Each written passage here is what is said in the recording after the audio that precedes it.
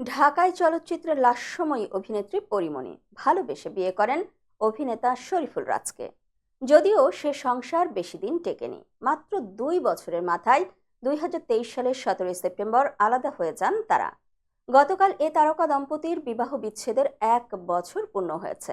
এ উপলক্ষে ফেসবুকে একটি স্ট্যাটাস দিয়েছেন অভিনেত্রী।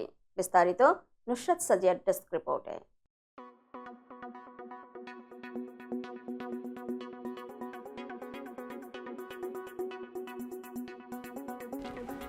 ফেসবুকে একটি ছবি প্রকাশ করে পড়ে লিখেছেন, আজ এখন যখন আমি আমার দিকে দেখি, আমি দেখতে পাই একজন পরিপূর্ণ সুখী মানুষকে।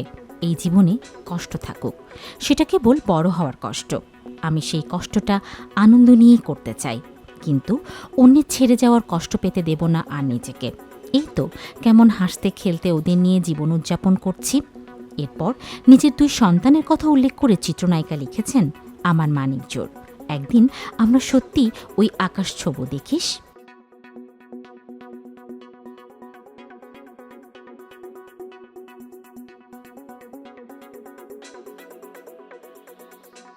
পরে 1 বছর আগে রাজ্যের সঙ্গে বিচ্ছেদের ঘটনা উল্লেখ করে পড়ি আরও লিখেছেন, আজ থেকে 1 বছর আগে আমার জীবনে সেই ভুল মানুষকে ছেড়ে দিয়েছিলাম। এক বুক হাহাকার, হতাশা আর বুকের মধ্যে জাপটে ধরেছিল আমার ছোট্ট বাচ্চা ছেলেটা।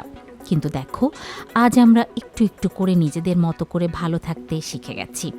আজ আর সেই ভুল মানুষের কোনো অস্তিত্ব নেই আমাদের কারো জীবনে, না সেটা আমার বা আমার ছেলের। সবশেষে বিবাহ বিচ্ছেদের জন্য শুকরিয়া আদায় করে তিনি লিখেছেন, শুকরিয়া, আমরা ভালো আছি, হ্যাপি ডিভোর্স অ্যানিভার্সারি পড়ি।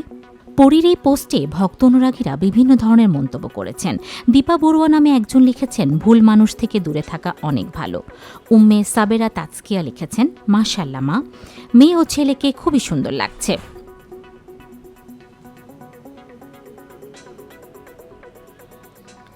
এভাবেই আমাদের জীবন থেকে দূর হোক দুঃখগুলো, এভাবেই ময়লা আবর্জনাগুলোকে ছুঁড়ে ফেলে দিয়ে নিজেকে ভালো রাখতে হবে। ফারহানা রহমান লিখেছেন, মাশাআল্লাহ, একজন আদর্শ মা, যত দেখি ততই ভালো লাগে।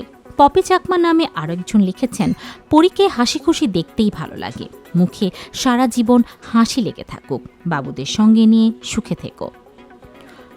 প্রসঙ্গত, সম্প্রতি একটি কন্যা সন্তান দত্তক নিয়েছেন পরীমণি। বর্তমানে ছেলে ও মেয়ে 2 সন্তানকে নিয়ে বেশ সুখেই আছেন তিনি।